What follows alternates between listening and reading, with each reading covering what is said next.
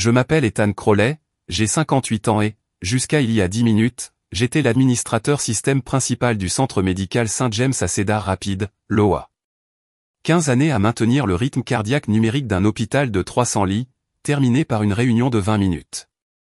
Blake Winter était assis derrière ce qui était autrefois le bureau du Dr Harrison, 42 ans, titulaire d'un MBA et n'ayant aucune formation médicale. 4 mois en tant que nouveau directeur, et il brandit déjà sa hache. Son consultant, Devon, se tenait près de la fenêtre, les pouces dansant sur son téléphone, mettant probablement à jour son LinkedIn avant même que je quitte le bâtiment. L'équipe de consultants supervisera la transition vers une architecture basée sur le cloud, a poursuivi Blake. Nous avons préparé une indemnité de départ, 2 mois de salaire, un accord standard de confidentialité. J'ai hoché la tête, sentant le poids du badge d'identification contre ma poitrine. 15 ans, et pas une seule fois aucun système n'est tombé en panne pendant mon mandat. Pas pendant la peur des ransomware de 2018, pas pendant la panne du réseau électrique de 2020, pas même pendant les coupes budgétaires lorsque j'ai perdu la moitié de mon personnel et que j'ai continué à fonctionner en travaillant 80 heures par semaine. L'équipe de sécurité vous accompagnera pour récupérer vos objets personnels, a déclaré Blake en glissant un dossier sur le bureau. Nous aurons besoin de votre carte d'accès et de vos informations d'identification. J'ai déclipsé mon badge et l'ai posé sur le bureau. Les mots de passe principaux se trouvent dans le lecteur sécurisé, tous correctement documentés. Excellente, sourit Blake pour la première fois. Je suis content que tu sois raisonnable à ce sujet, Ethan. Le changement est difficile, mais nécessaire. J'ai regardé Devon, âgé d'environ 30 ans, qui s'avançait déjà pour réclamer ma chaise. Il ne m'avait pas posé une seule question sur nos systèmes au cours de son évaluation de 3 semaines. Y a-t-il autre chose? Demanda Blake. J'aurais dû lui parler des correctifs personnalisés que j'avais créés. J'aurais dû mentionner l'intégration entre l'ancien système pharmaceutique et les dossiers des patients. J'aurais dû le prévenir des protocoles de sauvegarde spécialisés. Au lieu de cela, j'ai répondu « non, rien d'autre ». Je suis sorti avec l'agent de sécurité, devant les infirmières qui m'avaient appelé à 3 heures du matin lorsque les systèmes tombaient en panne, devant le bureau de planification chirurgicale où j'avais personnellement reconstruit la base de données après une corruption, après 15 années de service silencieux et fiable. Sur le parking, je me suis glissé dans mon camion, j'ai posé ma boîte en carton contenant des photos de famille et des tasses à café sur le siège passager et je suis parti sans me retourner. Ils ne voulaient pas de mon expertise. Ils voulaient mon absence. Il leur faudrait exactement une semaine avant de réaliser ce qu'ils avaient perdu. J'ai commencé à St. James juste après mon 50e anniversaire. Passer de la technologie privée aux soins de santé n'était pas mon plan, mais l'économie s'effondrait et les traitements contre le cancer de Catherine n'étaient pas bon marché. L'hôpital offrait une stabilité et une assurance décente, alors j'ai accepté le poste et j'ai appris les systèmes médicaux à partir de zéro. Ces premières années, j'ai travaillé aux côtés du Dr Harrison, l'ancien directeur. Il a compris ce qui comptait. Les tableaux de bord sophistiqués ne sauvent pas des vies, Ethan, il dirait. La fiabilité oui. J'ai donc construit des systèmes fiables, sauvegarde redondante, sécurités intégrées, remplacement manuel si nécessaire. Pas joli, mais à l'épreuve des balles. J'ai sauté des vacances lorsque la plateforme de prescription électronique avait besoin d'être mise à niveau et j'ai raté le diplôme universitaire de ma fille Megan pour gérer une migration d'urgence du serveur. Catherine a compris. Vous gardez les gens en vie, disait-elle avant que le cancer ne l'emporte, il y a 8 ans. L'hôpital est devenu ma vie. Le personnel est devenu ma famille, l'infirmière Jacobs en oncologie qui m'apportait toujours du café lorsque les mises à jour du système étaient en retard, le docteur Patel en cardiologie qui passait avec des beignets le matin après avoir résolu un problème critique, et même la concierge Louise qui me tenait compagnie pendant les fenêtres de maintenance de nuit. Les choses ont changé lorsque le docteur Harrison a pris sa retraite l'hiver dernier. Le conseil d'administration a fait venir Blake Winters d'un réseau d'hôpitaux chics de Chicago. La première chose qu'il a faite a été de planifier un audit d'efficacité. J'ai immédiatement remarqué les fissures, Blake n'a jamais assisté aux briefings informatiques, n'a jamais posé de questions sur l'architecture de notre système, il a simplement hoché la tête avec impatience pendant les réunions, vérifiant sa montre. Vint ensuite Devon et son équipe de consultants avec leurs polos et mots à la mode assortis, transformation numérique, migration vers le cloud, modernisation des systèmes. J'ai essayé d'expliquer notre configuration spécialisée. Le système de dossier des patients s'interface avec 17 plateformes différentes, leur ai-je dit certaines commerciales, d'autres construites sur mesure. Nous avons dû créer des solutions de contournement spécialisées. Nous avons géré des dizaines de migrations d'hôpitaux, l'interrompit Devon. Ce sont des trucs standards. Les panneaux d'avertissement n'arrêtaient pas de clignoter, des graphiques cartographiant nos systèmes apparaissaient sur les murs des salles de conférence, mais il manquait des pans entiers de l'infrastructure. Les questions sur les connexions critiques sont restées sans réponse. Mes emails décrivant les protocoles de sécurité ont reçu des remerciements polis, mais aucune question de suivi.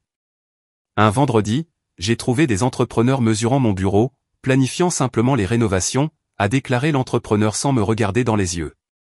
Je suis rentré chez moi et j'ai mis à jour mon CV. Cette nuit-là, quelque chose m'a dit de me préparer, mais une partie de moi n'arrivait pas à croire qu'ils avaient éliminé la seule personne qui comprenait comment chaque pièce s'assemblait. J'ai eu tort. Ils ne voulaient pas seulement un nouveau système. Ils voulaient une nouvelle histoire.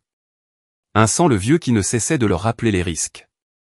La vérité m'a frappé 2 jours après le licenciement, assis dans mon salon entouré d'offres d'emploi classées et de plats à emporter à moitié mangés. Mon téléphone n'avait cessé de vibrer avec les messages du personnel hospitalier. Quel est le processus de sauvegarde pour la planification des interventions chirurgicales? A envoyé un texto à Alan du service informatique. Où est la configuration de l'interface pharmacie? A demandé Denise, l'administratrice de la base de données. Je n'ai pas répondu. Mon accord de résiliation était clair, pas d'assistance non autorisée. Cette prise de conscience n'était ni une satisfaction ni un soulagement. C'était une certitude froide et lourde. Ils n'avaient aucune idée de ce qu'ils avaient fait. Nos systèmes hospitaliers n'étaient pas de simples logiciels que l'on pouvait remplacer comme changer une ampoule. C'étaient des organismes vivants et interconnectés. Je les cultivais depuis 15 ans. Interface personnalisée entre plateformes de fournisseurs incompatibles, solutions de contournement pour les exigences réglementaires, processus manuel là où l'automatisation a échoué. Bien sûr, j'ai tout documenté ou des centaines de pages de spécifications techniques, de notes de configuration, de procédures d'urgence, le tout correctement archivé sur le disque sécurisé. Mais la documentation ne pouvait pas remplacer la compréhension. Ne pouvait pas remplacer 15 ans de connaissances institutionnelles. Je ne pouvais pas me remplacer. Mon téléphone a sonné, le numéro de Blake. Je l'ai laissé aller à la messagerie vocale. Ethan, nous avons des problèmes d'intégration avec le système de pharmacie. Juste une petite question. Rappelle-moi. J'ai supprimé le message et j'ai versé une autre tasse de café. 3 autres appels sont arrivés ce jour-là, chaque message vocal étant plus urgent que le précédent. Je les ai tous supprimés. Ce soir-là, le docteur Patel a appelé depuis son téléphone personnel. Ethan, as-tu entendu ce qui s'est passé aujourd'hui? Le service des urgences n'a pas pu accéder à l'historique du patient pour un cas de traumatisme. J'ai dû appeler directement les hôpitaux précédents.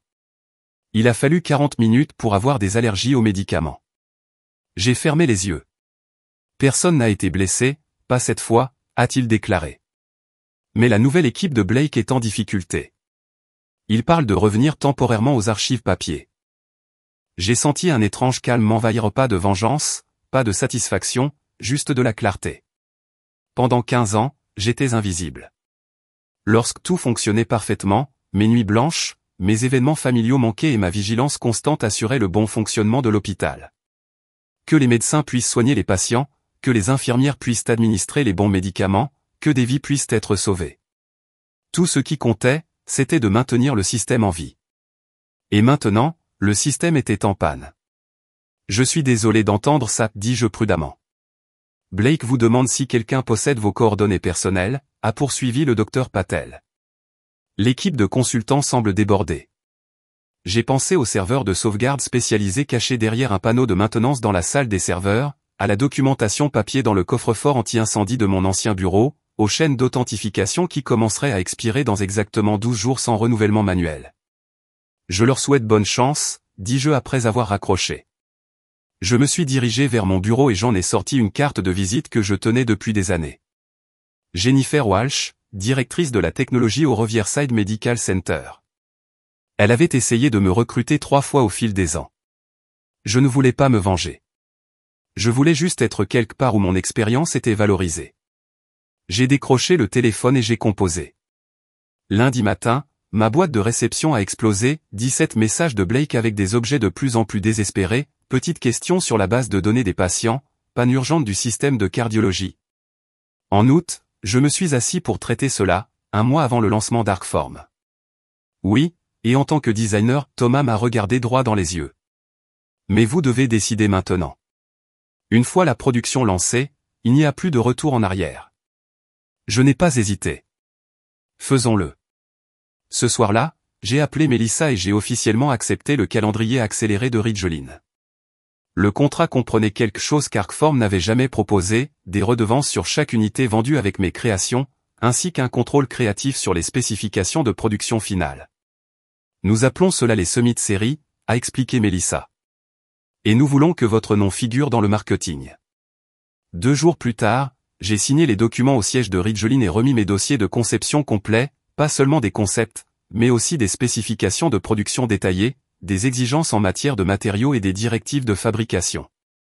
Quand je suis rentré à la maison, il y avait un email d'Elena dans ma boîte de réception personnelle. Tyler, j'espère que ce message vous trouvera bien.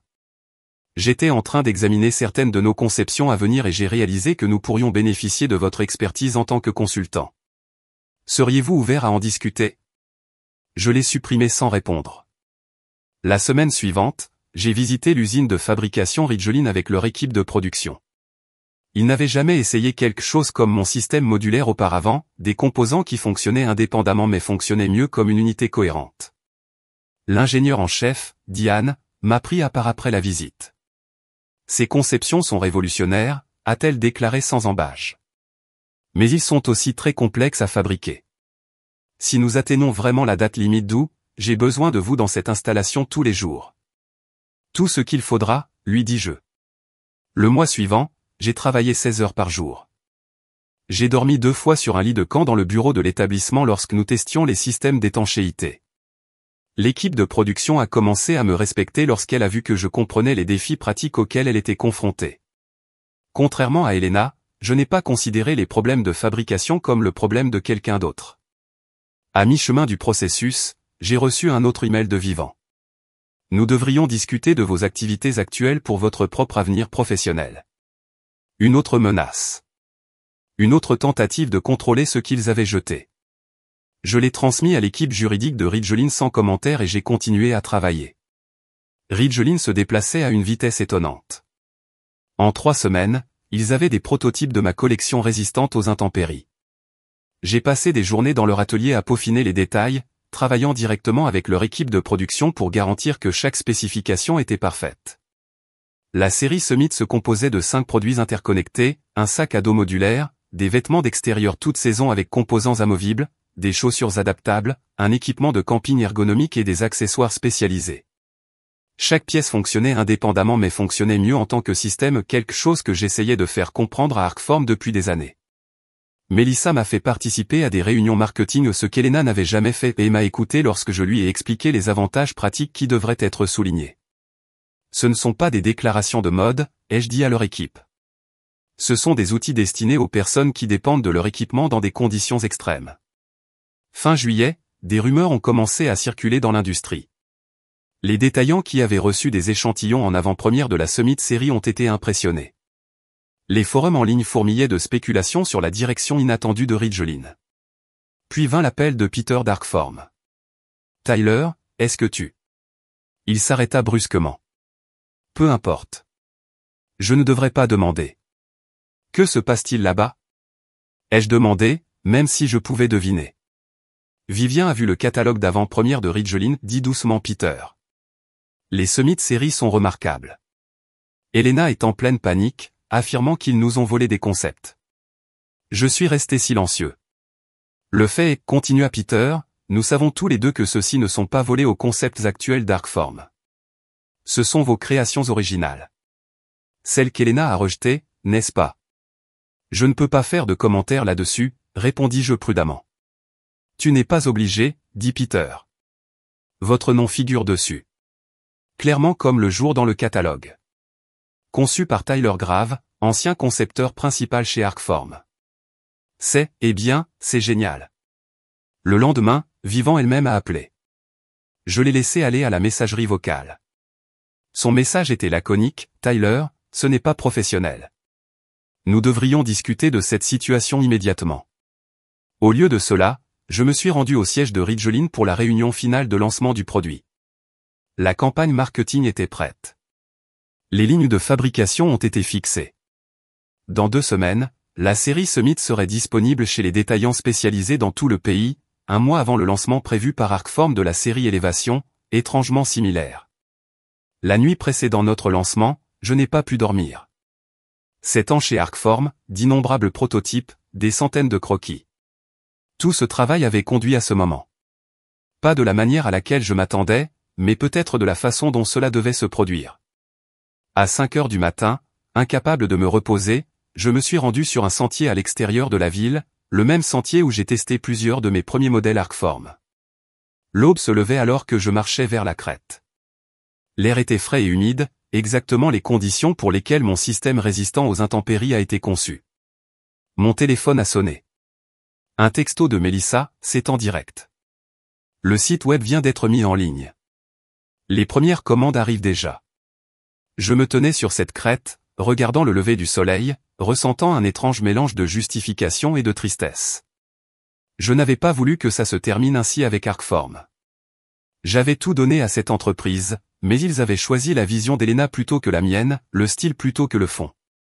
C'est désormais au marché de décider quelle approche est la bonne. Au moment où je suis retourné à ma voiture, j'ai eu 17 appels manqués provenant de numéros inconnus, des journalistes de plein air, des blogueurs de l'industrie et des critiques d'équipement, essayant tous de comprendre l'histoire derrière la nouvelle collection surprenante de Ridgeline. Et un message d'Elena, vous avez commis une grave erreur. Je l'ai finalement rappelé. Non, ai-je dit quand elle a répondu. Tu l'as fait. La Summit série a été lancée le 12 août. À midi, le site web de Ridgeline était tombé en panne à 2 reprises en raison du volume de trafic. Leurs lignes de service clients ont été inondées d'appels de détaillants essayant d'augmenter leurs commandes. Je l'ai regardé se dérouler depuis le bureau de Mélissa pendant que les magazines de plein air et les critiques d'équipement publiaient leurs critiques avancées, révolutionnaires, établit une nouvelle norme. Mon nom apparaissait dans chaque article. 3 jours après le lancement, Dehors le magazine a publié un article comparant la série Summit aux images divulguées de la prochaine série Elevation d'Arcform. Le titre disait tout, séparé à la naissance, le cas curieux de 2 gammes de produits identiques. L'article n'accusait pas explicitement Arcform de vol, mais il soulevait des questions sur la chronologie, notant que j'avais conçu les 2 collections, bien qu'Arcform ait crédité Justine pour leur version. Les forums en plein air ont explosé de spéculations. Les initiés de l'industrie qui m'ont connu lors de salons professionnels ont immédiatement fait le lien. Les réseaux sociaux regorgent de comparaisons côte à côte et de questions pointues sur la propriété intellectuelle. Vivant a rappelé. Cette fois, j'ai répondu. C'est totalement inacceptable, a-t-elle commencé sans saluer. Vous avez délibérément miné notre entreprise. J'ai conçu des produits pour une entreprise qui m'a embauché pour faire exactement cela, répondis-je calmement. Des produits que vous vendez désormais sous le nom de quelqu'un d'autre. Nous devrons discuter des options juridiques, a-t-elle menacé. Ce serait intéressant, dis-je.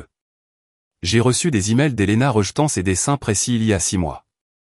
Que penserait un tribunal du fait que vous les produisez maintenant avec le nom de quelqu'un d'autre en pièces jointes? Le silence s'étira entre nous. Tu aurais dû apprécier ce que tu avais, ajoutai-je doucement. Bonne chance pour votre lancement. La semaine suivante, Arcform a annoncé qu'il reportait la sortie de sa série Elevation pour un affinement supplémentaire. Les analystes du secteur l'ont vu pour ce qu'il était, un recul. En octobre, la Summit série avait battu tous les records de vente précédents du premier trimestre pour Ridgeline. Mes chèques de redevance reflétaient le succès, dépassant déjà mon salaire annuel chez Arcform. Mélissa m'a promu directeur du design, me donnant une équipe de 6 designers et un contrôle créatif complet sur nos 3 prochaines collections saisonnières. Thomas a quitté les matériaux pour rejoindre mon département en tant que conseiller technique. Arcform a finalement publié une collection repensée à la hâte qui ne ressemblait guère à mon travail. Les critiques étaient tièdes. Le cours de leurs actions a chuté de 8% au trimestre suivant. J'ai rencontré Elena lors d'une conférence industrielle à Denver cet hiver-là. Elle était seule au bar, buvant un verre tandis que je passais devant elle. « Félicitations pour votre succès », dit-elle en m'arrêtant. Sa voix n'avait aucune chaleur. J'ai hoché la tête mais je n'ai rien dit. Vous auriez pu rester et vous battre pour vos projets, a-t-elle ajouté. Pourquoi tu ne l'as pas fait? J'ai réfléchi à cela pendant un moment. Certains endroits ne méritent pas le combat. Elle tressaillit légèrement, puis se ressaisit. Vivant démissionne le mois prochain. Le conseil d'administration m'a demandé de prendre le relais temporairement. Je me sentais presque désolé pour elle. Presque. Bonne chance, dis-je, et je le pensais sincèrement. L'industrie a besoin d'entreprises fortes. 6 mois plus tard, j'ai reçu un colis inattendu. Il contenait tous mes carnets de croquis originaux de mon passage chez Arcform, ainsi qu'une note manuscrite de Peter, ceux-ci vous appartiennent. Elena est partie. Je pensais juste que tu devrais le savoir. J'ai ouvert un livre sur un concept que j'avais dessiné 3 ans plus tôt, un système de tente modulaire pour des conditions météorologiques extrêmes. Quelque chose que je n'avais jamais montré à Elena. Ce soir-là, j'ai appelé Melissa. J'ai une idée pour notre collection d'hiver, dis-je. Au printemps suivant, la valeur des actions de Ridgeline avait doublé.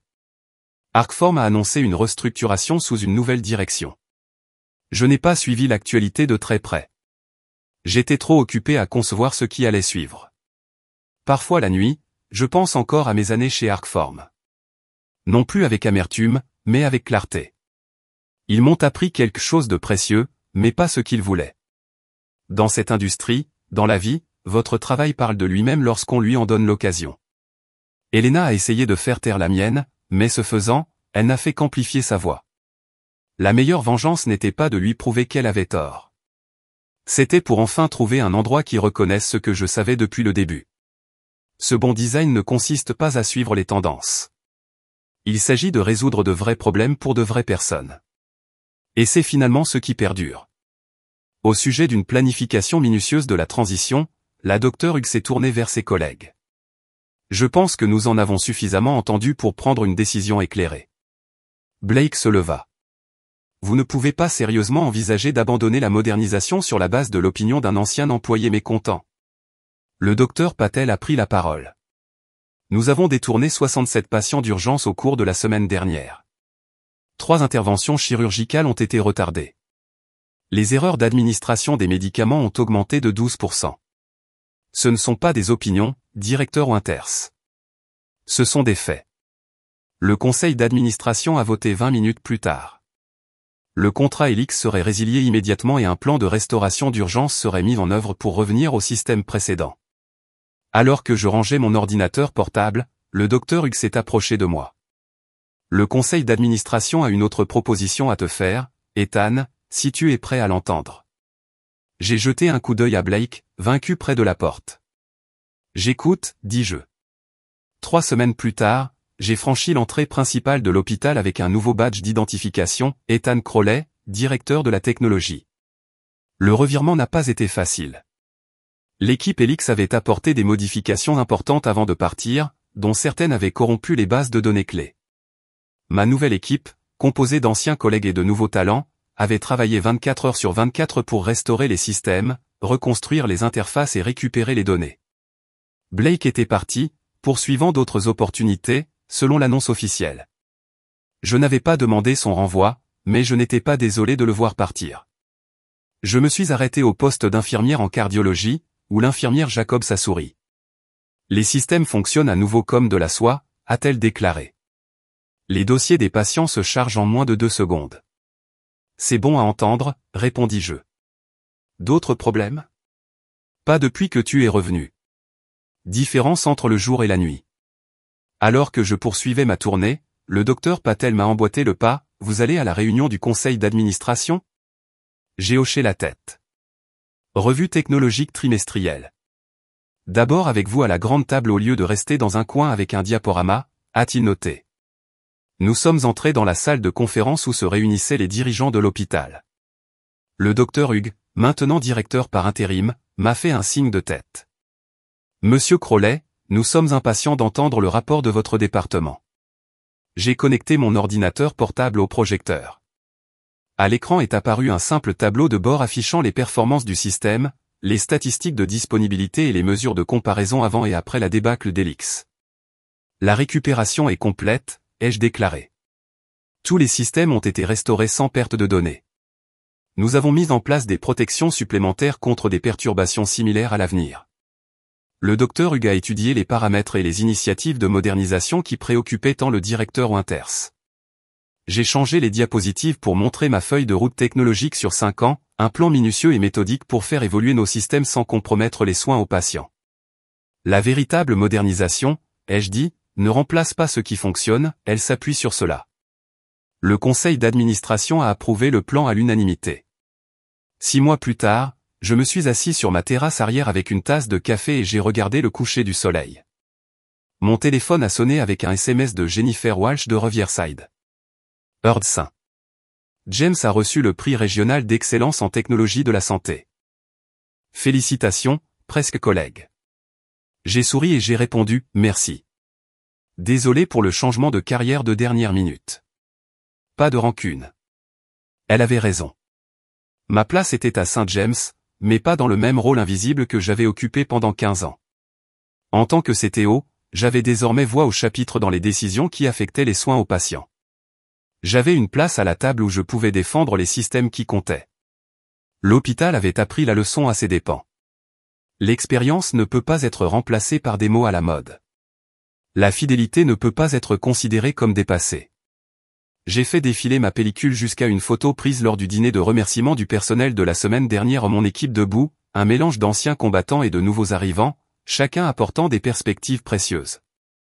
La plaque posée sur la table reconnaissait la contribution de notre département aux soins des patients au cours des 15 années précédant mon licenciement. Je n'avais jamais été publiquement reconnu pour avoir assuré le bon fonctionnement de l'hôpital. Désormais, mon expertise était visible, respectée et valorisée. Je pensais à Blake de temps en temps, me demandant s'il avait appris quelque chose de cette expérience.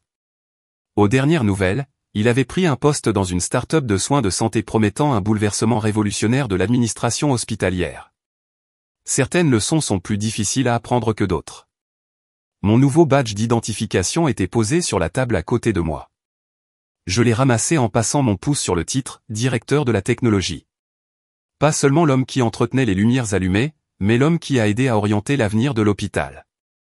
Je n'avais pas voulu me venger, je voulais de la reconnaissance. Pas de mon ego, mais de la vérité selon laquelle l'expérience compte, que certaines choses ne peuvent être remplacées, reconditionnées ou perturbées sans conséquence. Parfois, l'approche la plus innovante consiste simplement à respecter ce qui fonctionne déjà.